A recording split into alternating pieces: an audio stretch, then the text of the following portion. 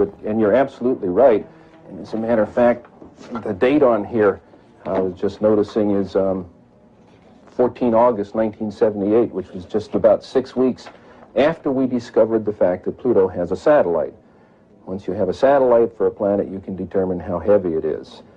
It turns out Pluto was very much smaller and lighter weight than we had thought, which meant that Pluto has no influence, no appreciable influence on the motions of the planets Uranus and Neptune. At that point, we voiced a hypothesis that this means that there is at least one yet-to-be-discovered planet in the outer reaches of the solar system, and this naturally led directly to you and your interest in what we're doing, and that's when you sent me this book. You have then postulated the existence or the appearance in some time years ago of a celestial body which you, I think, named in that paper an intruder. Yes. Which may have collided with or somehow turned on their side both Uranus and Pluto. It did a lot more than that, as a matter of fact. In that paper, we hypothesized that this intruder passed very close to Neptune, that it dislodged one of what we then think were many satellites of Neptune, and one of them became the planet Pluto. We actually think Pluto is an escaped satellite of Neptune. This will also take the orbit of Triton, the big satellite of Neptune, and reverse it. We'll take the orbit of the satellite Nereid and extend it outwards. We can produce all of the observed aspects of the satellite system of Neptune plus Pluto's orbit just with this one single intruding planet. One of the things we did in 1978, having made this prediction that there was an additional planet, 10th or 12th, depending on your point of view, but it's the next one, we sort of put our money where our mouth was, as it were, and we went out and we started looking for this thing.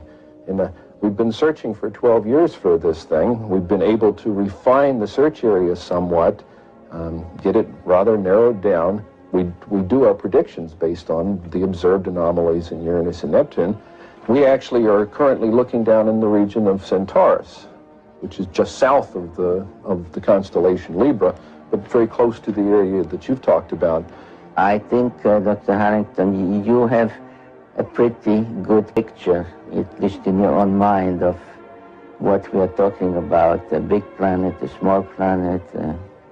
Well, if it is in the kind of orbit that we describe here, it would have to be a planet that would have a mass something like 3 to 5 times the mass of the Earth.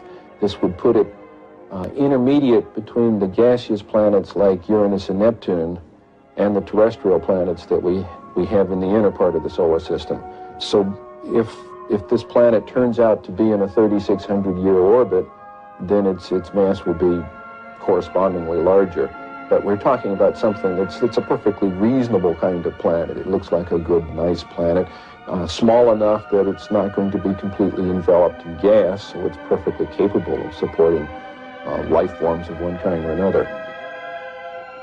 This one here is a map of the solar system as we know it. The inner planets, this is the orbit of planet Pluto. And this here is the orbit that I have proposed for the 10th planet. And here's where we think it is right about now in its orbit. This is your orbit for the planet, yes. And showing that it would come out of Sagittarius in biblical time, and that once you allow for precession.